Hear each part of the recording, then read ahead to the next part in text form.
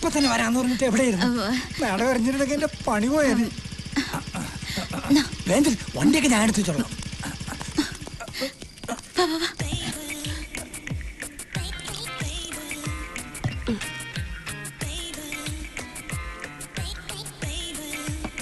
സത്യമാണ് പറഞ്ഞത്? സത്യം. ഞങ്ങൾ ചെന്നപ്പോ ചോരയിൽ കുളിച്ച് മരിച്ചു കിടക്കായിരുന്നു.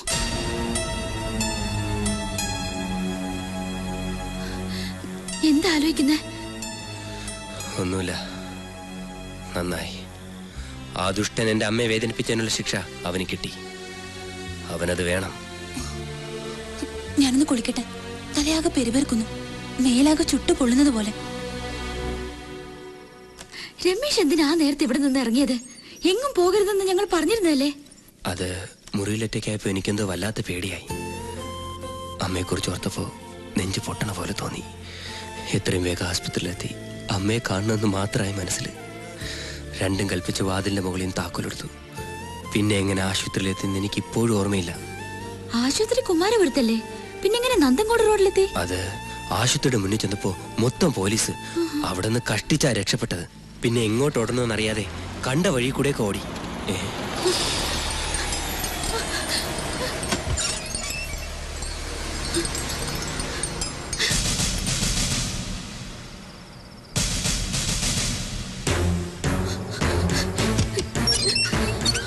എന്താ? ആകെ കുഴപ്പായി. ജൂലി, ജൂലി, ജൂലി, എന്താ? കഥവ് തുറക്ക. എടി, ഞാൻ സോപ്പ് തേച്ചിരിക്കാം. എടി, താഴെ പോലീസ് വന്നിട്ടുണ്ട്. എന്നാ ഞാൻ മേഡത്തിനോട് പറയാം സാർ. ഓക്കെ.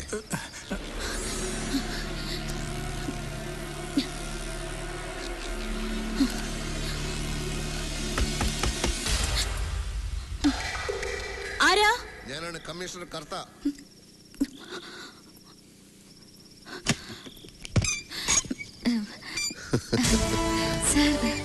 പരിചയപ്പെട്ട് കഴിഞ്ഞപ്പോ പിന്നെയും പിന്നെയും കാണണമെന്നൊരു തോന്നൽ.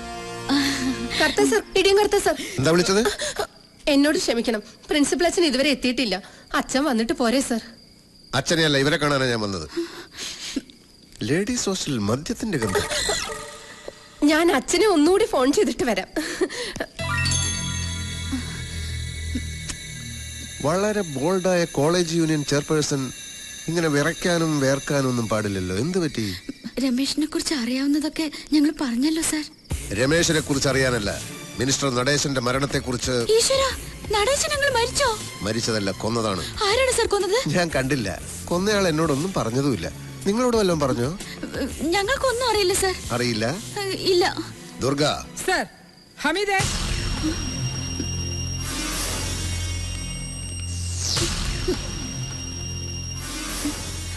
ഇയാളെ അറിയോ? അതല്ല, ഇയാളെ അറിയോ? ഇല്ല സാർ. താൻ പറഞ്ഞ രണ്ടുപേരിൽ ഈ കുട്ടിയുണ്ടോ? തന്നെ. ഇത് തന്നെ സാർ സോഫിയോഗ്രാഫ്. ഹമീദേ, വേലായുധനെ കൊണ്ടുപോയിക്കോളൂ.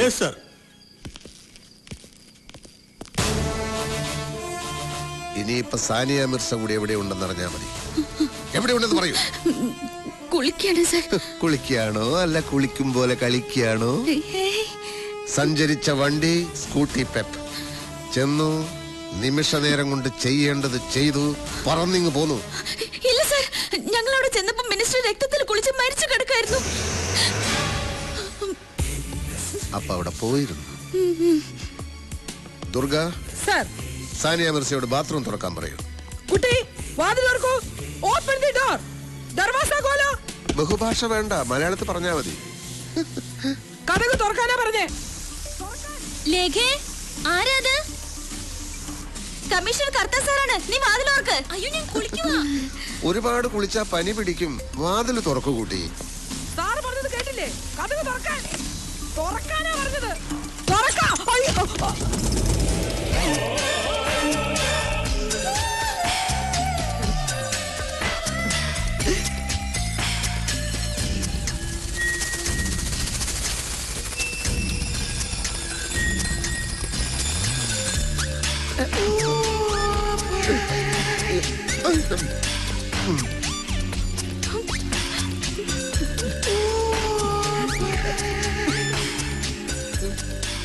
വാതിലടക്കാൻ പറയൂ. സർ കുളിക്കുകയാണെങ്കിലും കുളിക്കല്ലെങ്കിലും ഈ പെൺകുട്ടി ഡിപ്പാർട്ട്മെന്റിനോട് ഇത് ചെയ്യാൻ പാടില്ലായിരുന്നു. എന്ത് നടപടി എടുക്കണമെന്നും പിടികിട്ടുന്നില്ല. നിന്ന് കിണിക്കുകയാണോ? ഡിപ്പാർട്ട്മെന്റിന്റെ അന്തസ്സിനെ പറ്റി ഓർമ്മ വേണം. അയ്യോ സാർ, ഞാനത് അറിയാതെ. എന്റെ ലൈഫിലെ ആദ്യത്തെ സംഭവമാണിത്. ആ കുട്ടിയോട് എന്തെങ്കിലും ഒരു ഡ്രസ് എടുത്തിട്ട് പുറത്തേക്ക് വരാൻ പറയും. Yes sir. ലേഖ വരൂ. കുട്ടി വേഗം ഡ്രസ് ചെയ്തു വരൂ, ഞാൻ പുറത്ത് വെയിറ്റ് ചെയ്യാം. ശരി. നിങ്ങൾ എന്തിനാണ് ആ സമയത്ത് മിനിസ്റ്ററെ കാണാൻ പോയത്? രമേശ് പോലീസിന്റെ കയ്യിൽ പെട്ടാ പിന്നെ ബോഡി പോലും കാണാൻ പറ്റില്ലെന്ന് സ്റ്റീഫൻ പറഞ്ഞപ്പോ ഞങ്ങൾ ആകെ പേടിച്ചു പോയി. സ്റ്റീഫൻ എന്ന് പറയുന്നത് ആ റബൽ ഗ്രൂപ്പിന്റെ ലീഡർ അല്ലേ? അതെ സാർ, അവനാണ് ഞങ്ങള് രമേശിനെ ഒളിപ്പിച്ചു വെച്ചു എന്ന് പറഞ്ഞുണ്ടാക്കിയത്. രമേശിനെ പോലീസ് പിടിച്ചോ സാർ? അത് നിങ്ങൾ അറിയേണ്ട കാര്യമില്ല. രമേശ് രമേശ് പേടിക്കണ്ട, അവര് പുറത്തേക്ക് പോയി. ഇങ്ങോട്ട് നോക്കി. എന്റെ ജീവൻ കളഞ്ഞ ഞാൻ നിന്നെ രക്ഷിക്കും, ആർക്കും വിട്ടുകൊടുക്കില്ല, സത്യം. അപ്പൊ സമയം എത്രയായിരുന്നു എന്ന് ഓർമ്മയുണ്ടോ? 8:30-9 കാണും സാർ. അങ്ങനെ പറഞ്ഞാൽ എങ്ങനെയാ? ഒന്നുകിൽ 8:30 അല്ലെങ്കിൽ 9. പറയുന്ന ഓരോ ഉത്തരവും സൂക്ഷിക്കണം. തെറ്റി പറയുന്ന ഒരു ഉത്തരം മതി കൊലക്കയറി വിടാൻ.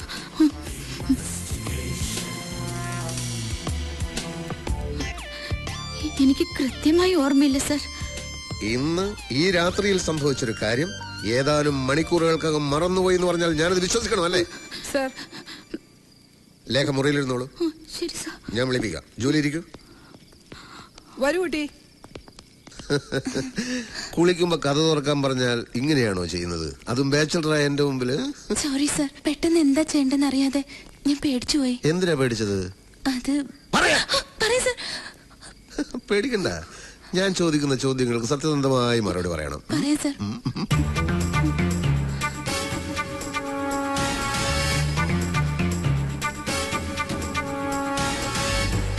പേടിക്കണ്ട, ഇങ്ങനെ മാറ്റി മാറ്റി ക്വസ്റ്റ്യൻ ചെയ്യുന്ന ഞങ്ങളുടെ ഒരു രീതിയാ. രണ്ടാളും പറയുന്നതിന് വല്ല പൊരുത്തക്കേടോ കള്ളത്തരോ ഉണ്ടോന്ന് അറിയാനാ. ഈ പറഞ്ഞതെല്ലാം സത്യമാണല്ലോ? അതെ സാർ. ഒരു മാറ്റമില്ലല്ലോ? ഇല്ല. എക്സ്ക്യൂസ് മി സാർ, പ്രിൻസിപ്പൽ അച്ഛൻ തിരുമേനെ കാണാൻ പോയിട്ട് ഇതുവരെ വന്നിട്ടില്ല. സമയം ഒരുപാടായി. ഇനി എന്തെങ്കിലും ചോദ്യം ചെയ്യാനുണ്ടെങ്കിൽ നാളെ നേരം വെളുത്തിട്ട് പോരേ സാർ? അത് നിങ്ങളാണോ തീരുമാനിക്കുന്നത്? ഇവരെ കസ്റ്റഡിയിൽ എടുക്കാനാണ് ഞാൻ വന്നത്. അയ്യോ സാർ, പ്രിൻസിപ്പൽ അച്ഛൻ വന്നിട്ട് ഇവരെ എവിടെ വേണമെങ്കിലും കൊണ്ടുവരാം സാർ. ദേവി ഇത് ഈ രാത്രിയിൽ ഹോസ്റ്റലിൽ അന്തസ്സിന്റെ പ്രശ്നമാണ്. ഞങ്ങൾ ഇവിടം വിട്ട് എങ്ങോട്ടും പോവില്ല സാർ. ഓക്കെ, നാളെ ഞാൻ പറയുന്നിടത്ത് ഇവരെ കൊണ്ടുവന്നിരിക്കണം. ജർമ്മൻ ഷെപ്പേർഡ് പട്ടിയുടെ അവസ്ഥ അറിയാലോ? Durga, come on. Sir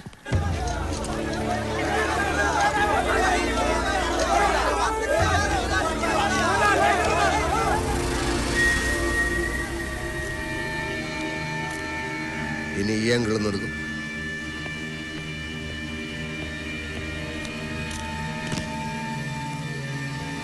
top angle എടുക്കും. ഇതുവരെ ഇൻക്വസ്റ്റ് കഴിഞ്ഞില്ലേ? ഇപ്പൊ തീരും സാർ. ആദ്യ രാവിലെ തന്നെ പോസ്റ്റ്മോർട്ടത്തിന് കൊണ്ടുപോകുന്നു പറഞ്ഞുകൊണ്ട് ബന്ധുക്കളും മിനിസ്റ്റേഴ്സും ഒക്കെ ഹോസ്പിറ്റലിൽ എന്നെ വിളിച്ചോണ്ടിരിക്കുക. ഗേറ്റിന് പുറത്താണെങ്കിൽ പാർട്ടിക്കാരും ജനങ്ങളും തടിച്ചു കൂടിയിരിക്കുക. താൻ ഈ ഫോർമാലിറ്റീസ് ഒക്കെ ഒന്ന് കംപ്ലീറ്റ് ചെയ്യേ. അതെങ്ങനെ സാർ? ഡേലൈറ്റിലല്ലാതെ ഇൻക്വസ്റ്റ് ചെയ്തതെന്നല്ലേ നിയമം? തന്റെ ഒരു നിയമം. മരിച്ചത് സാധാരണക്കാരനല്ല, ഹോം മിനിസ്റ്ററാ. ക്രമസമാധാനം തകർന്നാലതിന് ഉത്തരവാദിത്തം പറയേണ്ട ഞാനാ. DGP ആണ് ഈ ഡൽഹിയിൽ നിങ്ങൾ എത്തിയിട്ടില്ല. എടോ, ആംബുലൻസ് എത്തിയോടോ? എത്തി സാർ. എന്നാ ബോഡി എടുത്തോളാൻ പറ. സാർ, എന്റെ കർത്താവേ, എന്റെ ദൈവമേ, സഭയ്ക്കും തിരുമേനിമാർക്കും ഇപ്പൊ മോശ കാലഘട്ട. പിന്നെ വൈദികനായ എന്റെ കാര്യം പറയണോ? എനിക്കാകെ തല കറങ്ങുന്നത് പോലെ. അതെന്നാ ടെൻഷൻ മാറ്റാൻ നീ രാവിലെ തന്നെ 2 വിട്ടോ? അയ്യോ, പോലീസുകാർക്ക് സംശയിക്കാൻ ഇത് മതി. സൂക്ഷിച്ചു വേണം. നടക്കാം. വീടിന്റെ മുൻവശം നിറയെ പോലീസാ. നമ്മുടെ ആൾക്കാർ നിൽക്കാൻ സമ്മതിക്കുന്നില്ല. എന്താ സാർ, ബോഡി ഞങ്ങൾക്ക് അകത്ത് കയറി ഒന്ന് കാണാമോ സാർ? നോ, ഇപ്പൊ ആരെയും അകത്തേക്ക് കടത്തി വിടാൻ നിവൃത്തിയില്ല. ബോഡി ഉടനെ പോസ്റ്റ്മോർട്ടത്തിന് കൊണ്ടുപോകും. സർ, ഫോണൊന്നും ഇങ്ങോട്ട് തരണ്ടെന്ന് ഞാൻ പറഞ്ഞില്ലേ? നടേശ് സാറിന്റെ അനിയൻ ലണ്ടനിൽ നിന്ന്. ആണോ? എന്നാ അത് പറയണ്ടേ? ദിനേശനാ? പുറപ്പെട്ടില്ലേ? അയ്യോ, ഈ അവസ്ഥയിൽ ബോഡി വെച്ചോണ്ടിരിക്കാൻ പറ്റില്ല. പോസ്റ്റ്മോർട്ടം കഴിഞ്ഞാൽ ടൗൺ ഹാളിൽ പൊതുദർശനത്തിന് വെക്കും. വൈകിട്ട് തൈക്കാട് ശ്മശാനത്തിൽ സംസ്കരിക്കും. എല്ലാവരും അറിയിച്ചിട്ടുണ്ട്. അതൊക്കെ ഞങ്ങൾ നോക്കിക്കോളാം. രാഷ്ട്രീയമല്ലേ, ഒരുപാട് ശത്രുക്കൾ ഉണ്ടാവുമല്ലോ. പിന്നെ ഇന്നലെ കോളേജിലുണ്ടായ കുഴപ്പങ്ങളൊക്കെ അറിഞ്ഞല്ലോ. ഇപ്പൊ ഒന്നും തീർത്ത് പറയാൻ പറ്റില്ല. ശരി. അവിടെ എന്തോ ബോംബ് പൊട്ടലും ബഹളം കാരണം ദിനേശിന് വരാൻ പറ്റില്ലെന്ന്.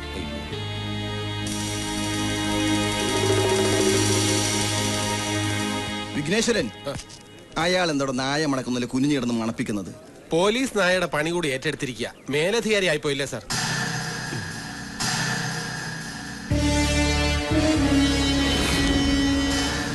ഈ ഓയിൽ കലർന്ന മണ്ണെടുക്കണം.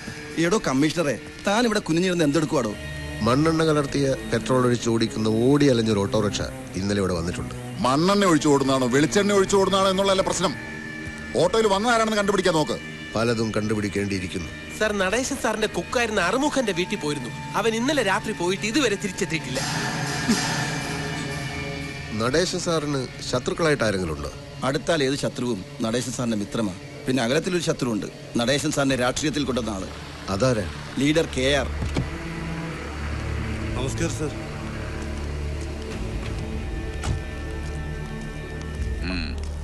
നമസ്കാരം സാർ. എന്താ മേരി പയസേ, ഹോസ്റ്റലിലെ ഡിസിപ്ലിൻ ഒക്കെ കളഞ്ഞു കുളിച്ചോ? ആ, പ്രിൻസിപ്പൾ അച്ഛൻ ഇവിടെ ഉണ്ടായിരുന്നോ? എന്താ അച്ചോ ഇതൊക്കെ? KR സാറിന്റെ കൊച്ചുമകളായതുകൊണ്ട് ഞങ്ങൾ ഇത്തിരി കൂടുതൽ സ്വാതന്ത്ര്യം കൊടുത്തുപോയി. അതിന്റെ കുഴപ്പാ. രണ്ടാളും കൂടി ഇത്രയും ഒപ്പിക്കുമെന്ന് സ്വപ്നത്തിൽ പോലും കരുതിയില്ല. വേണ്ടാത്ത റിസ്ക് എടുക്കണ്ടെന്ന് മോളോട് മുത്തശ്ശൻ പറഞ്ഞതല്ലേ? രാത്രി സമയത്ത് ഈ ഗസ്റ്റ് ഹൗസിൽ നടേശനെ കാണാൻ എന്ത് ധൈര്യത്തിലാണ് നിങ്ങൾ വന്നത്? ആള് മരിച്ചെങ്കിലും അവന്റെ കയ്യിലിരിപ്പിനെ പറ്റി പറയാതിരിക്കാൻ പറ്റുമോ? Good morning sir. Good morning. ഇങ്ങനൊരു സ്ഥലത്ത് കുട്ടികളെ വിളിച്ചു വരുത്തണമായിരുന്നു. സംശയം തോന്നുന്നവരെ ചോദ്യം ചെയ്യാന്നുള്ളത് പോലീസിന്റെ ഡ്യൂട്ടിയല്ലേ സാർ? ചിലപ്പോ ഇവർ ഈ കേസിലെ പ്രതികളായിരിക്കാം, അല്ലെങ്കിൽ പ്രധാന സാക്ഷികളായിരിക്കാം. രണ്ടായാലും ക്വസ്റ്റ്യൻ ചെയ്യാതിരിക്കാൻ പറ്റില്ലല്ലോ സാർ. അച്ഛനും അമ്മയും കൊച്ചിലെ മരിച്ച കുട്ടിയാ ലേഖ. ജൂലിയുടെ അച്ഛനും അമ്മയും സ്ഥലത്തുമില്ല. അവരെ കൂടുതൽ വിഷമിപ്പിക്കാതെ. ഞാൻ ഇവരെ ഇപ്പൊ കസ്റ്റഡിയിൽ ഒന്നും എടുക്കുന്നില്ല. ചില വിവരങ്ങൾ ചോദിച്ചിട്ട് വിട്ടേക്കാം. കമാ വരൂ. ചെല്ലേ. നടേശൻ സാറെ രാഷ്ട്രീയത്തിൽ കൊണ്ടുവന്നത് സാറാണല്ലോ. രണ്ടു വാക്ക്. എന്റെ വിരൽത്തുമ്പിൽ തൂങ്ങിയാണ് അവൻ രാഷ്ട്രീയത്തിലേക്ക് വന്നത്. പിന്നീട് എന്നെ വിട്ടുപോയെങ്കിലും രാഷ്ട്രീയ രംഗത്ത് ഇത്രയും നല്ല സ്വഭാവമുള്ള വ്യക്തികൾ വളരെ കുറവാണ്. എനിക്ക് എന്റെ ഒരു മകൻ നഷ്ടപ്പെട്ടതുപോലെയാണ്. എനിക്കൊന്നും അറിയണ്ട. എന്റെ മോനെ ഞാൻ ഇവിടെ കണ്ടിട്ടാ പോയത്. അവൻ എവിടെ പോയി? അവനില്ലാതെ ഒരു നിമിഷം പോലും എനിക്ക് ജീവിക്കാൻ പറ്റില്ല. അമ്മച്ചിയുടെ സെന്റിമെന്റ്സ് കലക്കുന്നുണ്ടല്ലോടാ.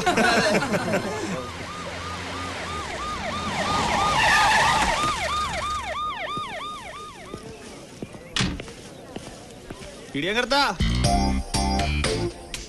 പാപ്പച്ചൻ കോൺട്രാക്ടറുടെ മോനല്ലേ? അല്ല, സ്റ്റീഫന്റെ തന്തയാ പാപ്പച്ചൻ കോൺട്രാക്ടർ.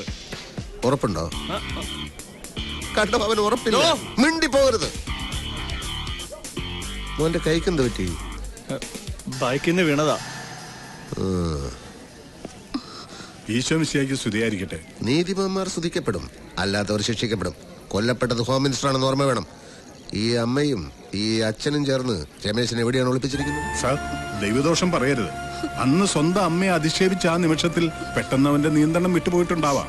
അത് വെച്ച് ഈ കൊലപാതകം അവന്റെ തലയിൽ കെട്ടിവെക്കരുത്. അവനത് ചെയ്യില്ല സാർ. എന്റെ മോനെ കസ്റ്റഡിയിൽ എടുത്തിട്ട് അവനെ നിങ്ങൾ എന്ത് ചെയ്തെന്ന് പറ. ആ, കൊള്ളാം. ഹോം മിനിസ്റ്ററുടെ പേരിൽ കഥ ചമച്ചുണ്ടാക്കിയ കഥാകാരി ഇപ്പൊ പോലീസിനെ പറ്റി പുതിയ കഥ എഴുതുകയാണല്ലേ? അവൻ എവിടെ ഉണ്ടെന്ന് പറ. പിടിച്ചോണ്ടേ തല്ലിക്കൊന്ന് കൂച്ചുമൂടിട്ടിപ്പോ നാട്ടുകാരെ ബോധിപ്പിക്കാൻ വേണ്ടി വന്നിരിക്കുക കമ്മീഷണർ സാർ. ഇതുപോലുള്ള കളികൾ മുമ്പും കുറെ കളിച്ചിട്ടുള്ളതാ പോലീസ്. കക്കാൻ ക്യാമ്പിലെ രാജൻ കൊലക്കേസ് പോലെ തന്നെ ആയിരിക്കും രമേശിന്റെയും ഗതി. നിന്റെ ഗതി അതിലും മോശമായിരിക്കും. If you don't shut your bloody mouth and get lost.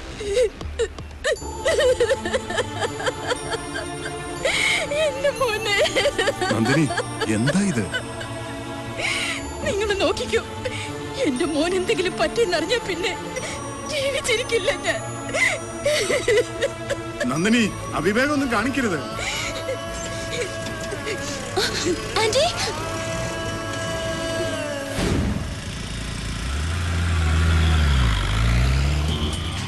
Mary മാഡത്തിന്റെ മുമ്പിൽ കൂടി ഹോസ്റ്റലിൽ നിന്ന് ഇറങ്ങിയപ്പോ എന്റെ ശ്വാസം നിന്ന പോലെ ആയിപ്പോയി. ജസ്റ്റ് എസ്കേപ്പാ. ഈശ്വരൻ കാത്തു. പറഞ്ഞ ഒക്കെ തന്റെ അമ്മ ഓർത്തിട്ടാ. തന്നെ കണ്ടില്ലെങ്കിൽ ചത്തുകളയെന്ന് പറഞ്ഞു എന്ന് അറിഞ്ഞതുകൊണ്ടാ ഞാൻ ഈ റിസ്ക് എടുത്തത്. അമ്മ എന്തെങ്കിലും കടുങ്ക ചെയ്യുന്ന എന്റെ പേടി.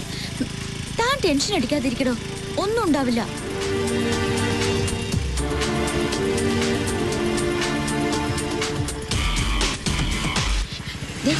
ഞാനിവിടെ വെയിറ്റ് ചെയ്യാം. എന്നെ കണ്ട ആരെങ്കിലും തിരിച്ചറിഞ്ഞ പ്രശ്ന. അമ്മയെ കണ്ടിട്ട് പെട്ടെന്ന് വരണം.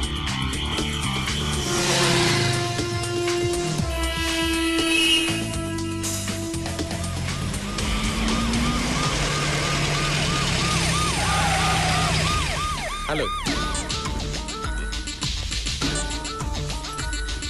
പേടിക്കണ്ട. I M CI Vignesh. ഇവിടെ വരുന്നവരെയും പോകുന്നവരെയും നിരീക്ഷിക്കാൻ വേണ്ടി ഞങ്ങൾ ഈ പരിസരത്ത് പോലീസിനെ ഏർപ്പാടാക്കിയിട്ടുണ്ട്. ഒന്ന് ചെക്ക് ചെയ്യാൻ വേണ്ടി ഇറങ്ങിയതാ. കുട്ടിയതാ.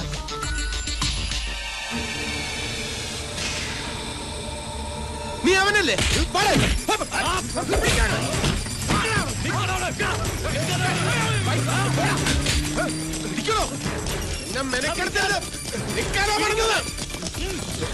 വേഗം പിടികിട്ടി പിടിക്കിലാകെ പിടിച്ചത്.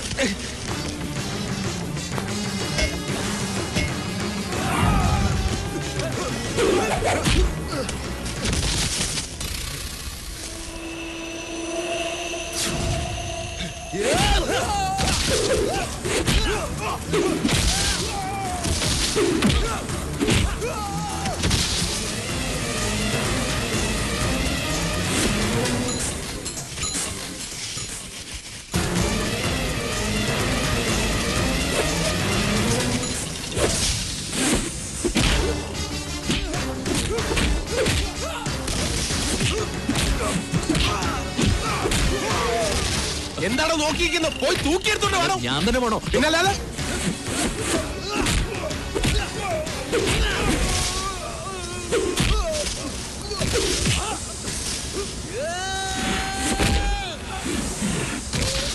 ഹലോ, മലയാള മനോരമയല്ലേ? അതെ, നമ്മുടെ ഹോം മിനിസ്റ്ററുടെ കൊലയാളിയില്ലേ രമേശ്? അവൻ തന്നെ. അവനെ CI വിഘ്നേഷ് പിടികൂടി. പുള്ളിയുടെ ഫോട്ടോ ഇപ്പൊ തന്നെ ഓഫീസിൽ എത്തിച്ചേക്കാം. ഒന്ന് കാര്യമായിട്ട് കൊടുത്തേക്കണേ.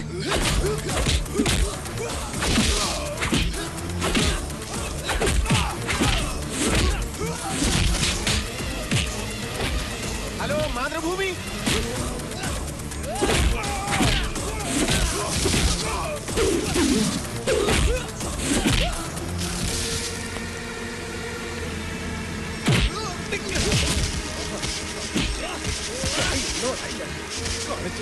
ഈ CI വിഘ്നേഷ് ആരാണെന്ന് നീ ഇന്നറിയും. പിടിച്ചോ അവരെ. ആ സ്റ്റുഡിയോയിൽ വിളിച്ച് ഫോട്ടോഗ്രാഫറെ വരാൻ പറ.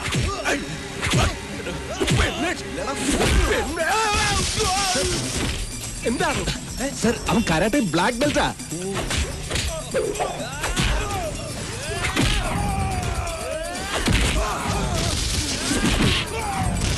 എന്താണോ ഇത്?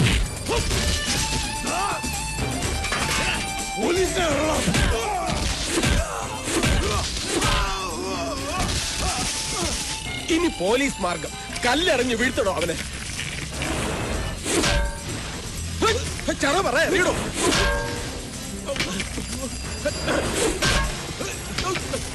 ഇത് തടുക്കണം.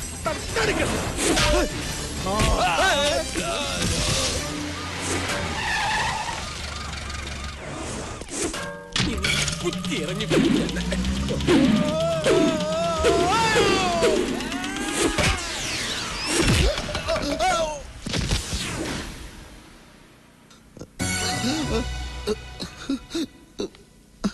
അവനെ പിടിച്ചോ? ഇല്ല സാർ. അതെങ്ങനെ? ബോധം കെട്ടുവിടാൻ സാറിനെ ഹോസ്പിറ്റലിൽ എത്തിക്കോ അതോ അവനെ പിടിക്കാൻ പോവോ? പിന്നെ താൻ തന്നെ പ്രതിയെ പിടിച്ചു എന്ന് പറഞ്ഞ എല്ലാ പത്രത്തിലും വിളിച്ചു പറഞ്ഞു എന്തിന്? അതങ്ങനെയല്ലേ സാർ. കർത്താ സാറിന്റെ നേതൃത്വത്തിൽ CI വിഘ്നേഷ് പ്രതിയെ പിടിക്കും. തന്നെ സ്ട്രെയിൻ ചെയ്യരുത്. നെഞ്ചിന്റെ സെൻട്രൽ പോയിന്റിലാ കമ്പ് കൊണ്ടത്. അതുകൊണ്ടല്ലേ സാർ നേരെ ഇങ്ങോട്ട് കൊണ്ടുവന്നത്. അവനെ പിടിക്കാൻ പറ്റിയില്ലല്ലോ. സിറ്റി മുഴുവൻ അവനെ അരിച്ചു പറക്കുന്നുണ്ട് സാർ. അവൻ നമ്മൾ വിചാരിക്കുന്ന പോലെ ഒന്നുമല്ല സാർ. അവനൊരു പഠിച്ച കള്ളനാണ്. ഏതുവരെ പഠിച്ചിട്ടുണ്ട്? അതല്ല സാർ, അവനൊരു കായംകുളം കൊച്ചുണ്ണിയാണ്. അവൻ കായംകുളം കൊച്ചുണ്ണിയാണെങ്കിൽ ഞാൻ ഇത്തിക്കര പക്കിയ. അതെനിക്കറിയാം സാർ. എടോ, മിനിസ്റ്ററുടെ പേഴ്സണൽ ഫോണിലേക്ക് വന്ന നമ്പറുകൾ ട്രേസ് ഔട്ട് ചെയ്തോ? ഉവ്വ് സാർ. 7 മണിക്ക് വിളിച്ചത് ലീഡർ KR ആണ്. 7:15 വിളിച്ചത് സിറ്റി ഹോസ്പിറ്റലിൽ നിന്നാണ്. 7:30 വിളിച്ചത് പാപ്പച്ചൻ ഗ്രൂപ്പ് MD പാപ്പച്ചനാണ്. 7:40 45 വിളിച്ചത് മിനിസ്റ്ററുടെ 2 സ്ഥിരം കക്ഷികളാണ്. അതാര്? മിനിസ്റ്ററുടെ 2 വീക്ക്നെസ്സുകൾ. അവർ ആ സമയത്ത് അവിടെ വരാനും സാധ്യതയില്ല. കാരണം അവര് അതർവൈസ് എൻഗേജ്ഡ് ആയിരുന്നു. Somewhere else with some other persons. അതൊക്കെ സാറിനോട് പറയാൻ എനിക്ക്. എന്തൊരു വെയില. പമ്പെന്ന് ഇറങ്ങാൻ 10 മിനിറ്റ് താമസിച്ചു മുതലാളി.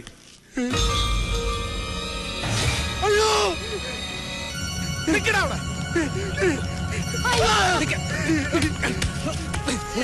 എന്നെ ഒന്നും ചെയ്യില്ല സാറേ, ഞാനൊരു തെറ്റ് ചെയ്തിട്ടില്ല. പിന്നെ നീ എന്തിനാടാ ഓടിയത്? പേടിച്ചിട്ടാ. മന്ത്രിയെ കൊന്ന് ഞാനാണെന്നും പറഞ്ഞ് പോലീസ് തപ്പുണ്ടെന്ന് പറഞ്ഞു. സത്യമായിട്ട് ഞാനൊന്നും ചെയ്തിട്ടില്ല. കൊല്ലാൻ വന്നവരെ ഞാൻ കണ്ടു എന്നുള്ളത് നേരാ.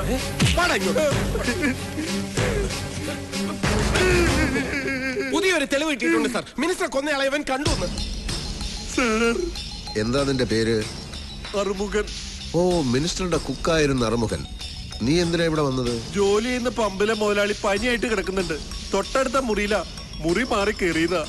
നടേശൻ മിനിസ്റ്ററെ കൊല്ലാൻ വന്നവരെ നീ എങ്ങനെയാ കണ്ടത്? ഇവനെ വിശ്വസിക്കരുത് സാർ. ഇവന്റെ സംസാരം കേട്ടിട്ട് ഇവനും കൊലപാതകത്തിൽ പങ്കുണ്ട്. ഇല്ല സാർ, മിനിസ്റ്റർ മരിക്കുന്നതിന് 2 ദിവസം മുമ്പ് എന്റെ കർണക്കുറ്റിക്ക് അടിച്ച അവിടുന്ന് ജോലിയിൽ നിന്ന് പുറത്താക്കിയത്. പെങ്ങടെ കല്യാണത്തിന് കുറച്ച് കാശ് കടം ചോദിച്ചു എന്നല്ലാതെ മറ്റൊരു തെറ്റ് ഞാൻ ചെയ്തിട്ടില്ല. മിനിസ്റ്റർ മരിച്ചന്ന് രാത്രി അങ്ങോട്ട് കാറ് പോകുന്ന കണ്ടു. മുഖത്ത് നോക്കി 2 വർത്താനം ചോദിക്കാൻ ചേട്ടാ ഞാൻ അങ്ങോട്ട് കയറി ചെന്നത്. എന്നിട്ട് അപ്പോ പെട്ടിക്കടയുടെ മുന്നില് പോലീസ് ജീപ്പ് കിടക്കുന്ന കണ്ടു. Police jeep? അതെ സാർ. നീ കണ്ടോടാ? കണ്ടു സാർ. ചുമ്മാതെ കള്ളം പറഞ്ഞ ഇടിച്ചു നിന്റെ കൂമ്പിളക്കം. നീ കണ്ടോടാ? കണ്ടോടാ? താനൊന്ന് അടങ്ങടോ, അവൻ പറയട്ടെ. അല്ല സാർ, ഇവൻ പറയുന്ന കേട്ട പോലീസുകാരാണ് ഇത് ചെയ്തതെന്ന് തോന്നും. പോലീസുകാരെന്താ ഇതിന് മോശാണ്?